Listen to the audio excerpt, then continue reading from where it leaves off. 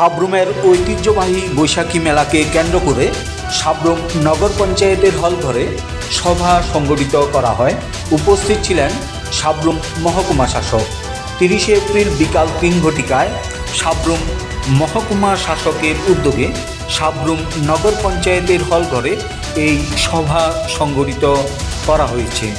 জানা যায়, সাব্রুমের ঐতিহ্যবাহী বৈশাখী মেলাকে কেন্দ্র করে এই সভা সংগঠিত করা হয়েছে। আগামী 8 মে থেকে শুরু হচ্ছে সাব্রুমের ঐতিহ্যবাহী বৈশাখী মেলা।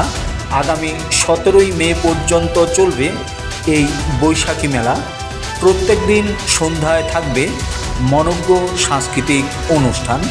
এই মেলায় যে সমস্ত ব্যবসায়ীরা দোকান দিতে ইচ্ছুক তাদেরকে আগামী 3রা মে সাব্রুম মেলার মাঠে জায়গা বন্টন করা হবে বলে জানান বৈশাখী মেলা উদযাপন কমিটির পক্ষ থেকে।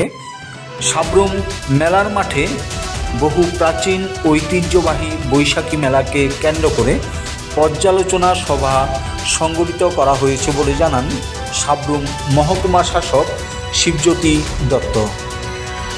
সাব্রুমের বৈশাখী মেলা নিয়ে আমাদের একটা পর্যালোচনা বৈঠক হয়েছে। আমরা অন্যান্যবারের মতো এবছরও আমরা বৈশাখী মেলা আয়োজন করব। আজকে এখানে সমস্ত স্টেক হোল্ডারদের নিয়ে আমরা বসেছিলাম আর এ ব্যাপারে আমাদের বিস্তারিত আলোচনা হয়েছে। ধন্যবাদ।